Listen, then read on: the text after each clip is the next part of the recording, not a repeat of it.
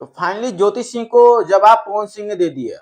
जी हाँ दोस्तों, आपको पता होगा कि ज्योति सिंह लखनऊ पहुंचने के बाद जो ड्रामा की, जो पवन सिंह के साथ मतलब की जो चीजें हो रही है 2-3 दिनों से, इसमें सबका कहना था कि पवन सिंह को लाइव आना चाहिए, पवन सिंह को किसी इंटरव्यू में जाना चाहिए, वहां सब कुछ सच करना चाहिए, सब कुछ बताना चाहिए। तो पवन सिंह ने भी अपना पक्ष रख दिया है। उनका क्या कहना है मैं अभी आपको बताता हूँ। वो अपने इंस्टाग्राम पोस्ट के माध्यम से ज्योति सिंह से जवाब मांगा है और जवाब दिया भी है। तो मैं वो पढ़ के बता देता हूँ आपको। पवन सिंह ने लिखा है, मैं अपने जीवन में एक ही बात जानता हूँ कि जनता मेरे लिए भगवान है।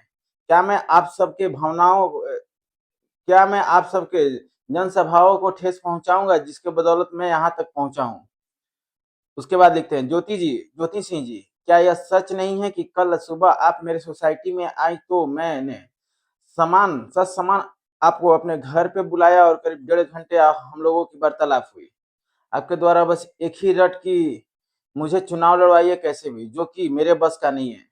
समाज में भ्रम फैलाया गया कि मैंने पुलिस बुलाया, जबकि सच्चाई यहाँ यह है कि सुबह से वहाँ इसलिए थी पुलिस सुबह से वहाँ इसलिए मौजूद थी ताकि जो भी हो उनकी उपस्थिति में हो। कहीं भी आपके द्वारा लाए गए आपके साथ आए लोगों द्वारा किसी और के द्वारा कोई अनहोनी ना हो।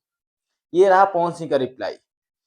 तो ये रिप्लाई के बाद एक ज्योति सिंह भी पोस्ट डाली है, जिसपे उन्होंने लिखा है, आदरणीय पति श्री पवन सिंह जी, क्या सच है क्या झूठ है यह हमारी देवतुल्य जनता को भी जानने का अधिकार है। हम सही हो या आप सही हो, कल हम मिलकर मीडिया के सामने बैठते हैं। आप भी बैठिए और मैं भी बैठूंगी, क्योंकि यह अब चार दीवारी के अंदर की बात नहीं रह गई। मैं जानती हूँ कि मैं अपनी बात सिद्ध कर सकती हूँ। यदि आप भी ऐसा कर सकते हैं तो हमारी देवतुल्य जनता के सामने आइए और खुलकर बात कीजिए। जहां तक चुनाव का प्रश्न है, यदि आप मुझे जीवन भर के लिए पत्नी के रूप में स्वीकार करते हैं तो मैं चुनाव नहीं लड़ूंगी, क्योंकि हम सत्ता के लिए अपनों का इस्तेमाल करने में विश्वास नहीं रखते हैं।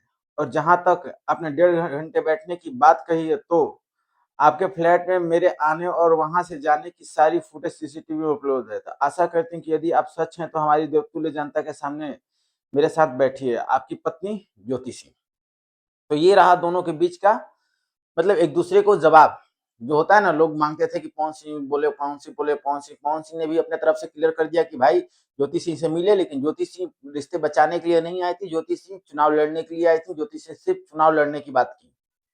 तो इस तरह की चीजें खुल के सामने आई और पवन सिंह की पत्नी ज्योति सिंह ने एक अभी ट्वीट करके उनसे टाइम मांगा है इंटरव्यू के लिए, बैठने के लिए, मीडिया के सामने बैठने के लिए। तो देखते हैं आगे क्या होता है।